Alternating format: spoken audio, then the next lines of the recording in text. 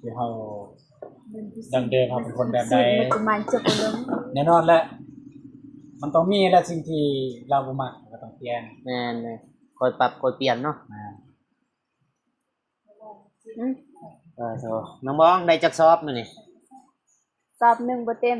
สอบหนึ่งบ่เต็มเพราะว่าบางอย่างก็ถามน้องพุ่นแล้วแต่ว่าเฮาบ่ได้กดเด้อถามใหม่อีกเก็บเป็นแม่ย่าได้อ๋อเก็บเป็นแม่ย่าบ่รู้สึกจะได้ไปเก็บมาเก็บซอยมื้อทั้งอิดแต่ว่าแต่ว่าตั้งใจมาเก็บซอยนะโอ้โหแล้วว่าตั้งใจแล้วบ่ตั้งใจตามน้องเพิ่นจะได้มื้อนี้มาซอยมาตูเบาตูนบ่หรือมาซอยทางแม่ย่ามื้อนี้มาซอยมาซอยบนซองดีแหละได้จักสอบมื้อนี้สอบหนึ่งบ่เต็มสอบหนึ่งบ่เต็มพอดีฝนตกเด้คันว่าฝนบ่ตกครึ่งสอบกลัวครึ่งอีกเนาะเห็นอยู่ลุงนี่เจ้านายไปเก็บอีกพอดีนะจะคู่หนึ่งเต็มจะคู่หนึ่งพอดีเต็มจะคู่หนึ่งเพราะยังดังนี้จ้ะบนไลน์นะก็เอิ้นจะพักได้เราเต็มมีกี่เต็ม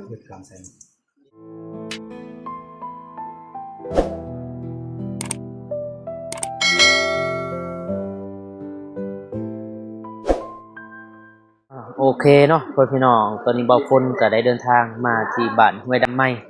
เมืองตะแตงแขวงเสกอหรือว่าเป็นบ้านของเบาตูนแล้วก็เบาเจ็บเนาะ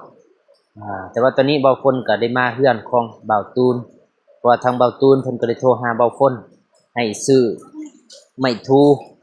กับข้าวนอแต่เบาฝนก็บ่ฮู้ว่าเพิ่นสิเฮ็ดหยังกินเนาะ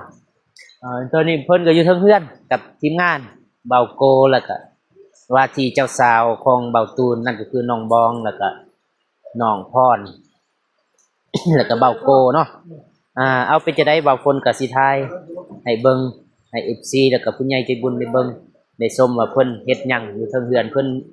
เฮ็ดสู่กันกินเอาหยังให้กันกินเพราะบ่คนก็บ่ฮู้เนาะมีแต่ว่าเพิ่นฝากบ่คนซื้อไม้ทูแล้วก็ขนอหรือว่ารสดีบ่แม่นรสดีขนอเนาะเพิ่นเฮ็ดยังกินกับบ่ฮู้มีแต่ว่าไปเบิ่งไปชมนํกันเนาะพี่น้องเพราะว่ามื้อนี้เบาฝนแล้วก็เบาเจ็บก็บ่ได้ไปอัปเดตเฮือนน้องหานเนาะเพราะว่าทางสภาพอากาศก็บ่เอื้ออำนวยฝนตกแต่เช้าๆเนาะพี่น้องทางช้างเพิ่นก็ได้ยุติบ่ได้เฮ็ดเพราะว่าฝนตกมีแต่ว่าทีมงานเฮาเบาเจ็บแล้วก็เบาฝนก็บ่ได้ไปอัปเดตเนาะพี่น้องมื้อนี้ได้มีโอกาสก็เลยมาลิ้นนำเบาตูนแล้วก็น้องๆเพิ่นแล้วก็เบาโกเนาะพี่น้องเป็นบ้านของเบาตูนเนาะพี่น้องผู้ใดที่ว่ายังบ่ทันเห็นเดี๋ยวบ่พ้นก็สิทายครบหน้าครบตาปาโธ่สบายดีเด้อสบายดีเบิดทุกคนเป็นคู่เนาะนี่ๆต้องมีคู่กันเนี่ยงานในมือนะบ่สิมานั่งนี่นะคู่เลยจับคือกันในนั่นเองเด้ๆอันนี้นี่ว่าสิจับอันนี้วะเอาบ่ตุนขอบใจเด้อโอ้ความเนาะเฮ็ดหยังกินนี่ใช้เงินที่เหลือเด้เงินที่เหลือ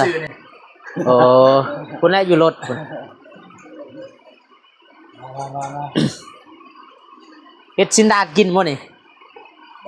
เสสวนจ้ะเสสวนเนาะบ่ฝนบ่เคยกินนะเสสวนนั่งเป็นครูเนาะไฟมาดิสบายดีบ่ตุนโดยสบายดีพาผู้สาวมาเฮือนบ่ครั้งแรกบ่มาเก็บกาแฟมาเก็บกาแฟมาได้เบิ่งคลิปบ่จังหวะแล้วบ่ได้เบิ่งลงแต่จักโมงล่ะวันเสาร์แล้ววันเสาร์บ่ได้เล่นโทรศัพท์มาแต่ไสเนี่ยมาจากบ้านมาส่งเบาเจ็บฝนตกเนาะเพิ่นเมื่อบ่ได้คือเก่านะมื้อนี้บ่ได้เฮ็ดเทือนน้องหานบ่ฝนตกบ่เป็นสิเฮ็ดได้ทางเบาตูนเพิ่นเลี้ยงอาหารเที่ยงมื้อนี้บ่นะกินลิ้นกินม่วนนี่นะกินข้าวแล้วบ่กินแล้วกินลิ้นซะอันไหนกินลิ้นทางบ่โกก็สบายดีเด้อน้องเด้อ น้องพรน้องอีหยัง แม่น้องพร น้องพรสวัสดีน้องบองว่าที่เจ้าสาวเนี่ยนะกฎของเบาตูนนะแต่ทางนี้ก็บอกว่าทันใดเนาะ ยาแล้วแต่เขาเบาตูนบ่เกี่ยวนำเด้อ เป็นไปได้อยู่นะ เบาตูนบ่เกี่ยวนะเท่าใดล่ะเก็บเรียนน่ะ เปลี่ยน นะได้พันแล้วเปล่า ได้แล้วนะ อ่า เพราะคิดว่านี่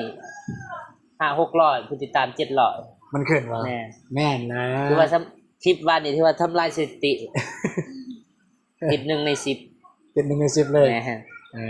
ผู้ติดตามเพิ่มขึ้น700 แน่ จะได้ก็ฝากกดติดตามคือเก้านั่นแหละพี่น้องไง เด้อ เด็กน้อย โทษพี่น้องคือว่าเบาตูนก็ลงทุนเนาะซื้อหมอใหม่ เป็นอย่างทายใหม่บ่ แมนบางอยางบ่ได้ บ่ได้บ่ แม่นหมอใหม่แล้วก็ปักเสียบใหม่ ไม่ ไม่ เบิ เบิ ด ด เบิดทุกสิ่งทุกอย่าง คนใหม่อีกเปลี่ยนจากอันในบุรีกับทีมน้องประตูเนาะ แนมเลยเด้ เออ ได้ เปลี่ยนใหม่เบิดทางประตูเนาะ ต้องเปลี่ยนเบิดทุกสิ่งทุกอย่างเลย เปลี่ยนเบิดมันเข้ากันกับน้อง เดี๋ยวเฮาดังเดิมเฮาเป็นคนแบบใด มันกุมารเจ้าคนเดิม แน่นอนแหละมันต้องมีแหละสิ่งที่เราบ่มักก็ต้องเปลี่ยน แม่นเลยคอยปรับคอยเปลี่ยนเนาะ นะ โธ่น้องบ้องได้จักสอบมื้อนี่ สอบหนึ่งบ่เต็ม สอบหนึง ได้ เต็มเพราะว่าบางอย่างก็ถามน้องพุ่นแล้ว แต่ว่าฮู้บ่ได้กด เด้อ ถามใหม่อีก เก็บเป็นแม่ยาได้ เอาเก็บเป็นแม่ยาบ่ นะ รู้สึกจะได้ไปเก็บมาเก็บซอยมือทั้งอิดแต่ว่าแต่ว่าตั้งใจมาเก็บซอยนะ โอ้โหแล้วว่าตั้งใจแล้วบ่ตั้งใจตามน้องเพิ่น จะได้มือนี้มาซอยมาตูเบาตูนมาหรือมาซอยทางแม่ยามือนี้ มาซอยมาซอง มาซอยบนซอยดีแหละได้จักซอบเลย สอบหนึ่งบ่เต็ม สอบหนึ่งหมดเต็ม พอดีฝนตกเด้คันว่าฝนบ่ตก เครื่องสอบ ครึ่งสอบกลัวครึ่งอีกเนาะเห็นอยู่ลุง นี่เจ้านายไปเก็บอีกพอดีนะจะคู่หนึ่งเต็ม เหนื่อย จะคู่หนึ่งพอดีเต็มจะคู่หนึ่ง อ่า เพราะว่ายัง ดังนี้จ้ะ บร้ายนะ ก็เอิ้นจะ ร้านแมว พักได้เราเต็มนี่กี่เต็ม หยุดก่อนใส่ น้องบองกับน้องพร ใส่บ่วง ปรุงให้เบาโก้ บ่วง บ่วงได้อยู่ใน เบาโก้แล้วก็เบาอาตูนแล้วก็เบาฝนน้ำเนาะจะนึกว่าบ่เอ้ยซื้อตัวเองอีกคือว่า จะเลยว่าบ่เห็นบางคนบางคนจะจับกองให้บางคนเพิ่น สบายดีเด้อบ่เห็นปานใดมันมืดเนาะ ได้แล้วสมัยนี้ ปรุงแล้วบ่น้องบ่ปรุงแล้วบ่นี่ ปรุงแล้ว ซิมมึงบ่ตูน โอ้กำลังกดกำลังเดือด ว่าหน้าตาเป็นตะกินเนาะน่ารับประทาน มันจะส่งเบาเจ็บบ่ แม่ เบาเจ็บนอนอยู่บ้านบ่ แม่น อืม นอนนำกันนั่นแหละไปใส่ไปนำกันแต่ว่ามื้อนี้ฝนตก ได้ สร้างเพิ่นบ่ได้ดำเนินเบียบบ่ได้เฮ็ดเฮือนมื้อนี้ฝนตกเปิดมือ ว่าสิไม่ได้สิแล้ววงทาง จังหวะแล้วจน เรื่องงบเป็นยังครบบ่ งบเพื่อนบ่ แน่นอน น่าจะครบเลยคิดว่า อืม นำบ่เจ็บได้นำบ่ นั่ ฝ น น แหละเพราะว่าว่ามี FC แล้วเพิ่นถามว่าเงินน้องหานนี่งบครบหรือบ่คือบ่เห็นแบบว่าเวลาเบาตูนกับบ่นุ่งไปถ่ายคือบ่เห็นเว้าเรื่องงบอะนะมีแต่ไปอัปเดตซื่อๆงบครบหรือบ่แม่นเพราะว่าเฮาตอนนั้นถามเบาเจ็บเนาะเบาเจ็บ น่า เพิ่น จะ ก็ ค ค ร ร บบ แล้ แล้ว วเพิ่นว่าเฮาก็บ่มีหยังสิเว้าแล้วกันครบเนาะ เด้อ ก็มีแต่อัปเดตไปฮอดไซต์หมด ๆชมเบาโกกับน้องพอด ไปหับเนี่ย ไปฮับบ่ แม่น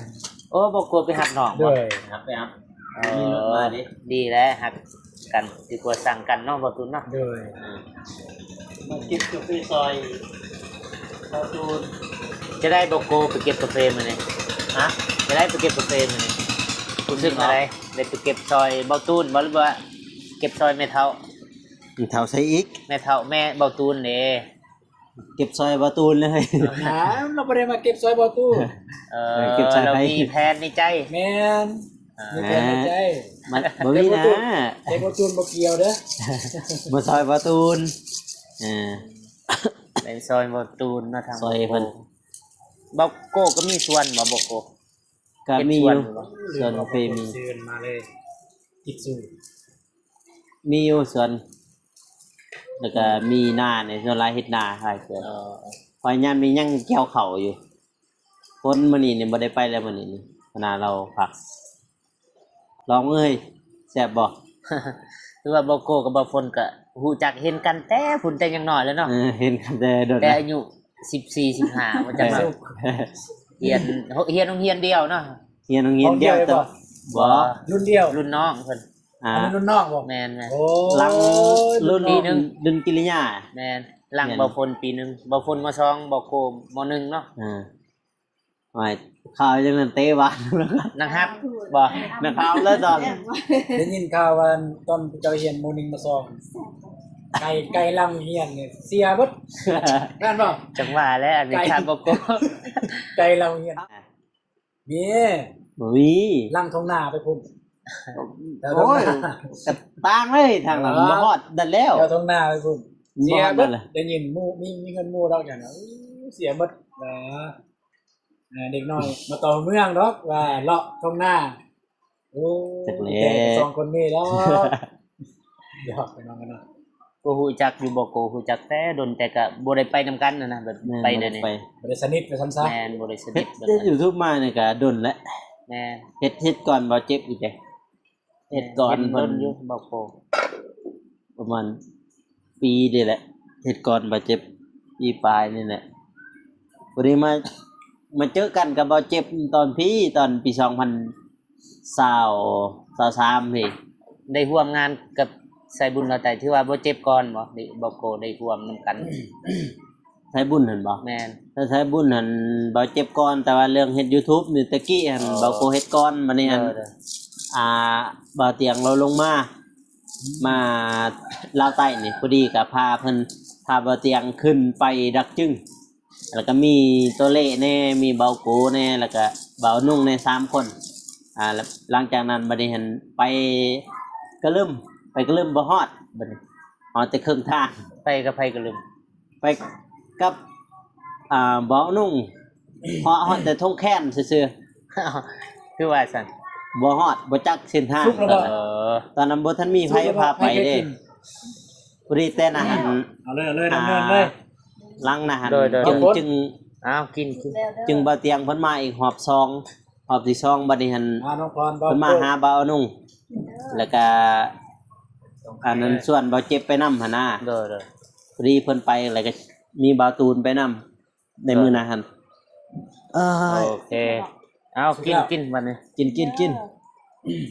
น้องเข้มน้องพรว่ามันเข้มพรจะได้รู้สึกได้บ่โกไปหับมื้อนี้ ได้นัดกันบ่แม่นเสร็จนัดมาฮับบ่ในนี่บ่หรือว่าบัดมานี่จังว่าสวนกันไป จริงเดี๋ยวนี้เด้อจริงบอตูนเป็นคนบอกบอตูไปฮะเพราะว่าอย่าง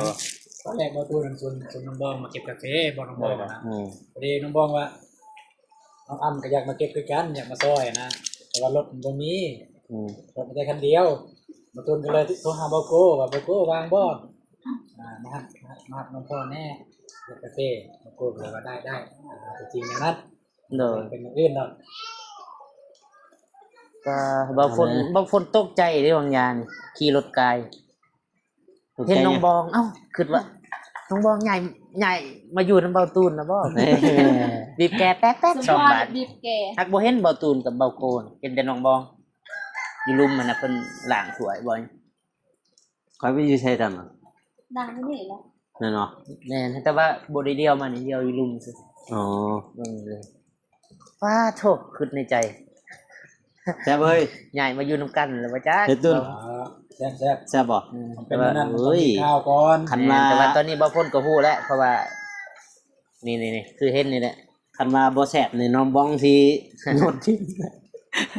แต่มาสร้าง แซ่ สร บ รค์ เด้ มากินลิ้นเนาะพี่น้องเฮ็ดเวียกมีเมื่อยแล้วก็มากิน เมื่อย สุกแล้วบ่ สุกเอาเลย สุกบ่สุกจนเบิดถ้วยหนึงนะบ่ตูนเฮ็ด ไม่เบิดเนาะถ้วยบวงนี่ ไม่เบิดแล้ว ไม่ เก่า เบิ มั ด น นะ เปื้อนแล้วก็มันบ่พอแล้วก็มันเสียเบิด สาวมาเฮือนมันยังก็ไม่เบิด ไม่เบิดเนาะเริ่มไม่คนไม่ บ่จริงๆนี่เราทุนซื้อทุกปีเลยทุกนี่ทุกปีเลยคือหมอเนี่ยโอ้โห มันใส่บ่ได้ตลอดชีวิตดอกมันก็ คือบัวกันยังคือถ้วยอย่างนะคือว่าแหละเรียนเอากับ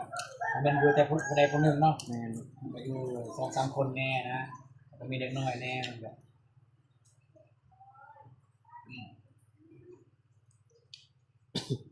ตอนแล้วแหละ โดย เธอบ่น่าเชื่อเนาะไม่เบิดเพราะว่าบางอยางก็ ไม่เบิด แม่นถือว่าสำคัญเติบเลยน้องบองเนาะ ไม่ได้ ถือว่าน้องบองสำคัญเติบเลยเบาตูนตอนรับแบบมีแต่ไม่เบิดนะแถวนี้ มีแต่สิ่งใหม่ๆแหละ มันต้องมีพิเศษ อิหยังก็ใหม่อิหยังก็ใหม่เบิดแหละนะตูนเนาะ เลย คือว่าอันละเปลี่ยนไม่เบิดอันละคนใหม่อันใดบ่ดีก็ทิปเนาะเบาตูนเนาะ เลย อันใดที่มันดีก็เก็บไว้ว่าลายโพดมาจากเบาฝนก่อนนะ แล้ว มาเด้ออีกซีพี่น้องมากินเซส่วนนำกัน กับเบาฝนแล้วก็น้องบองน้องพรเบาโก้เบาอาตูนมาที่เจ้าบ่าวลูกเคยบ้านอาหัง ลูกไผ่บ้านไม่ดำไหม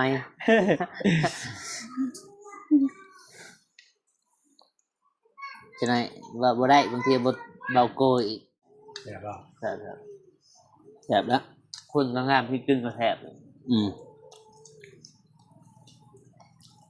ไอ้มันตีมนะ จริงเด้อเด็กหน่อยเด้อ เด็กน้อยมันตีมนะ คันมันตกมาทางนี้หรือตกไปพุ่น ตกมาทางนี้ ดี ดีกว่ามันสิตก เฮ้ยไม่มันหักได้เฮ้ย ไม่ราคาแพงเด้อเฮ้ย มันเป็นตัวอีกเด้อรกแล้วครับ แต่ว่าไม่กูหันถ้าต้นนั้นหักก็ นั่งๆ เรื่องได้มันก็ได้ นั่งๆ กูใส่กล่อง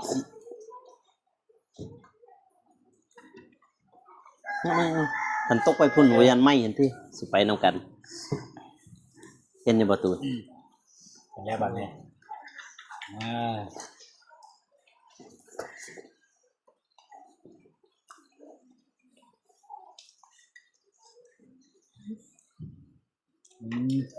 รู้สึกว่าจริงตอนนี้สุกนะเกือบ อีหยัง ฮะ อีหยัง เจียน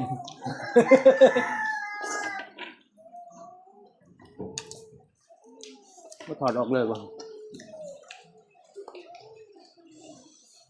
แซ่บเลย ประจังเลย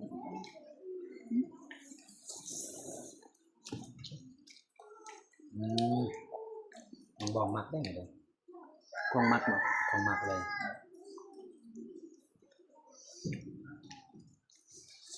กินไก่นี่มันยังยากเลย หมูกระทะกับอันนี้หม้อเลือกอันนี้ แม่นบ่ เศร้าซีดดาดเศร้าเลยเราต้องใกล้ สินด่านนี้บ่ปานใดเจ้ชวนนี่ดีกว่าจิ้มกว่าอีกสินดาดมันหยาดกัน มันสิสุเนาะ วันนี้จังหวะบ่มีจุดสูเนาะ บ่ก็คิดบ่ทันกำลังกินนี่รู้สึกเฮาขาดอันใดหนึง เราหาไปเก็บบ่ต้องกินน้ เรานอนส่วนไป ำนอน ก็บ่สบายเนี่ย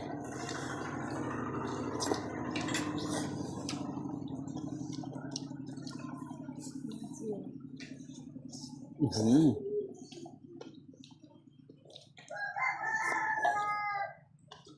อื่นวางบ่ รถ รถหยัง รถยังก็ได้รถใหญ่เจ้าอันนั้น คุณใดบ่รู้ว่านี่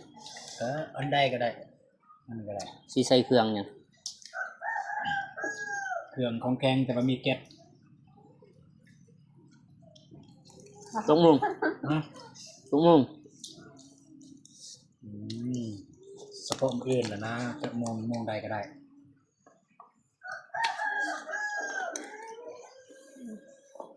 นี่หยัง บ่รู้ วางมึงจะใจเท่าๆมันไปก็หม เสร็ ด จใส่ บ่วางก็เชื่อมันวาง บ่ว่างก็สิเฮ็ดบ้าน นะ ๆบ่คักได้นะมันนะแต่ที่มีเวียกมันมีเวียกบ่เป็นหยัง อืม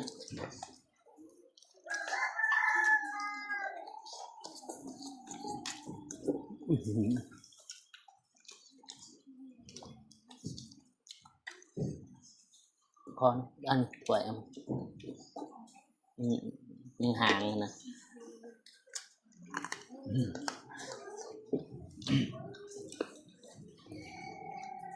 เฮ็ดดอกหาตื่นลุงบ่เอาให้ดาว อืม บอกกับกินที่สุด ยัง ทิมกระดูก เด้ถวย บ่ว่าที่สินนี่ สวยเอาสวย เป็นหยัง ยังเหรอเอาลงมาไฟไหม้หรอท้องไหม้หรอเสียตูนนะ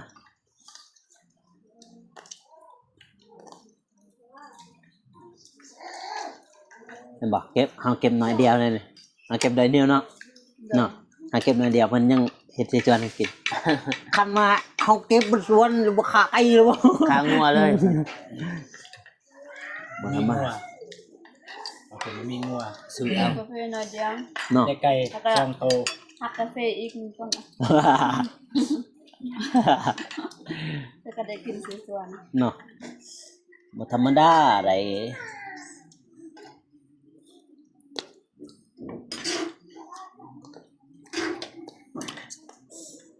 ผู้เบิ่นซองคุไปคู่หนึงบ่เต็มคู่หน่อยฝนตกแห้งๆตอนนั้นก็ได้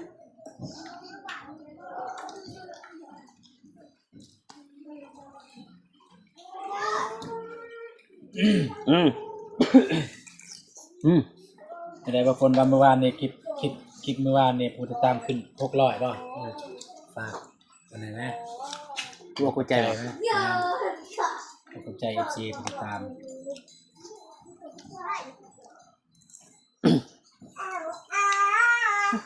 บอกขอบใจเด้อผู้ใหญ่ใจบุญและก็ซีทุกๆคนนะที่ว่าติดตามเบาคนที่ว่าเบาคนได้ทายคลิปของเบาตูนแล้วก็น้องบอง แล้วก็มีผู้ติดตามเพิ่มขึ้น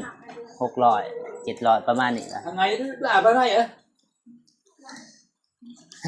ทางนั้น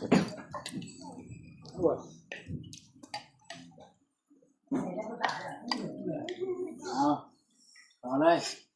ไล่เด็กหน่อยไปหน่อย หมดใส่ลงจ้ะ ขอบใจผู้ติดตาม ฮอด600 700เนาะ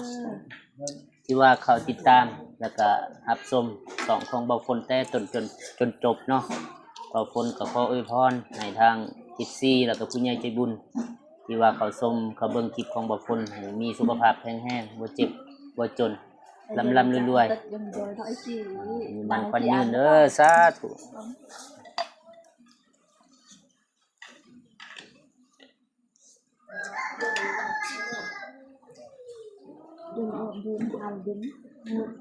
dùng rồi ăn chứ như là cái salad ăn ผักบ่อยากมีเนาะ ใช้ที่บักเลยอ่ะ ผักบ่ อันนั้นตักอัน กิน นั้น บ่กับข้าว nó เนาะ ฮะ nó để nó tắt nước này xài cái gì บ่เจ้าตัก มีหยังตักหยัง ตักตอนให้เรา ยืมมาบ่ได้กินฉันก็โอ้ยตายแล้ว เด้น้องบ้องซื้อข้าวมาวะ แม่น เปิดจ้ะ anh đi cáo mà cần แม่นบ่ vào bữa kín ข่อยเอามาคือกัน หยอกเลยซื้อบ่ต้องมาก็ได้วันนี้ก็มีข้าวอยู่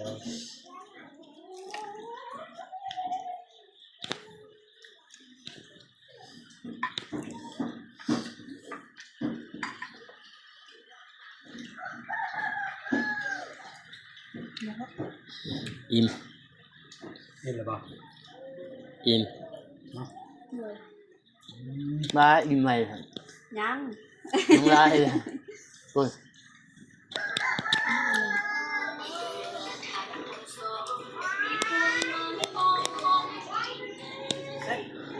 นี่หยัง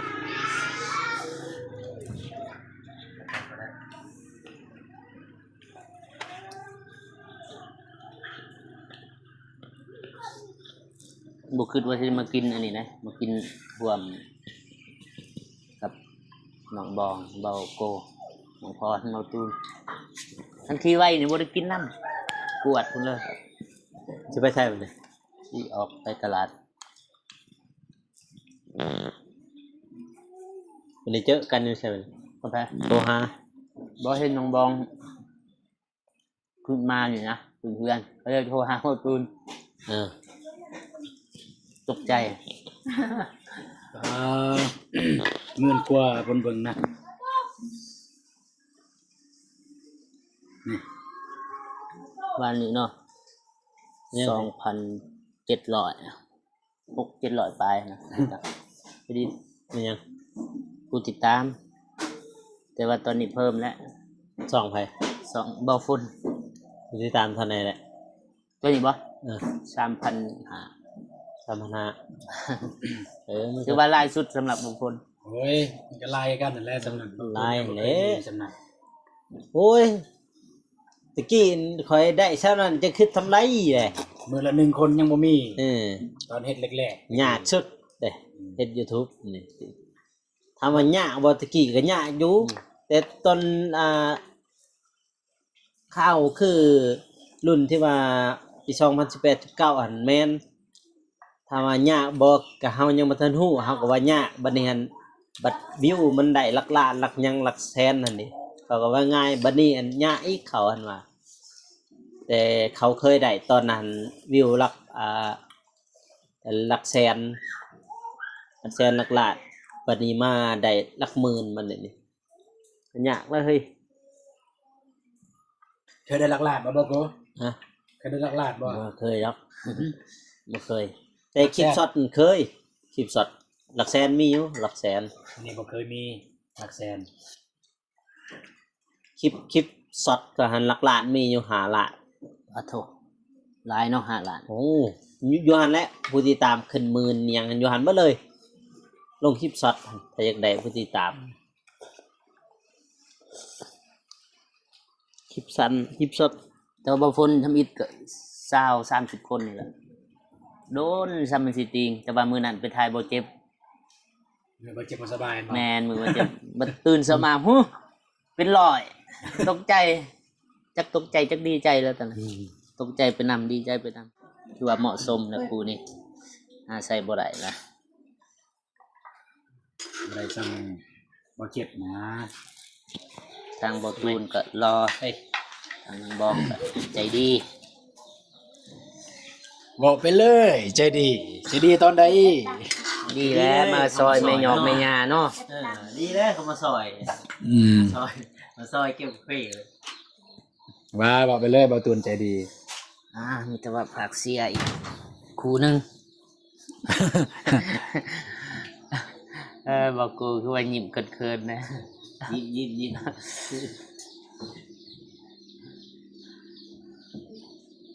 โอ้ตักให้บอกกูกินอีก โอ้ โอ้ท่าน ให้ ตัก บอกเขาว่าเขาดีเลยจังหวะละจังหวะละเขาดี เขาหูใจเนาะ เขาดี ตักน้ำตักในให้กินอีกปลาโถสบายเบาตูนบัดนี้ ได้อุบายบ่เห็นเป็นใจ เอาบ่ไปนอนเนาะก็ถือว่ามื้อนี้ก็ กินเล่นกินม่วนพี่น้องเอ้ย กินเสยส่วน ไอ้น้องเพิ่นมาเล่นมาเยี่ยมมายามเฮือนซานทางบาฝนเพิ่นก็พอดีมาที่เฮือนน้องบ่แม่นน้องทางไอเจ็บมาแต่เฮือนไอเจ็บแม่นบ่ แม่นมาส่งเพิ่นแล้วก็แฟน แล้วก็แวะมาพี่สิไปไสเมื่อกี้นี่สิเมื่อท่าแตงบ่ แม่นสิไปซื้อเครื่อง ก็เลยได้เลี้ยวเห็นน้องบองอยู่เฮือนนี้ แม่น ก็เลยได้กลับมาหา แม่นโทรหาก่อนบ่ได้กลับ โทรหาบ่ตูน แม่น อืม ตกใจแน่น่ะ บ่ตูนก็คิดเยอะหยังน้อเพิ่นได้รับสายเดี๋ยวฝนมาสิมาก็มาท่านพอดีเลยพอดีมากินข้าวนี่เลยทางนี่แหละโอเคพ่อแม่เนาะก็บ่ระยะห่างพี่น้องมันสิยืดสิยาวเว้าหลายคำมันก็เป็นคำเดียวอยู่บนเดียวนี่แหละก็มีแต่ว่าติดตามเบิ่งพี่น้องเอ้ยทางทีมงานเฮาจะกินอันนี้จะเบิดเรือบ่ติดตามเบิ่งทางบางเทื่อกับเบาตูนบ่บางเทื่อกับเบาโกอัปเดตต่อพี่น้องเนาะแต่ว่าสำหรับคลิปของบ่าวฝนก็มีแต่ว่าสิจบคลิปเพียงเท่านี้พี่น้องก่อนอื่นหมดต้องขอบใจFC ที่ติดตามบ่าวฝนเมื่อวานนี้เท่าใดบ่าวฝน 600 600ป้ายจะได้ก็ฝากเด้อฝาก ติดตามแล้วก็ฝากเบิ่งคลิปของบ่าวฝนเพิ่นกำลังเก็บเหรียญอยู่เก็บเหรียญฮอดพันแล้วบ่ ได้แล้วสัมพันธ์ พันบาทเด้บ่แม่นพันเหรียญเด้ คิดแล้วว่า1,000 บาท 1,000 เหรียญ พันบาทเนาะ เงินเลยเฮ้ย ดีใจนำเด้อ เด้อ โอเคมันจะมาเจอกันในคลิปต่อไปสำหรับคลิปนี้บ่าวฝนบ่าวตูนแล้วก็ทีมงานเบิดสุขุสุกคนขอกล่าวคำว่าสบายดีเด้อสบายดีบ่าวฝนสบายดี สวัสดี เออ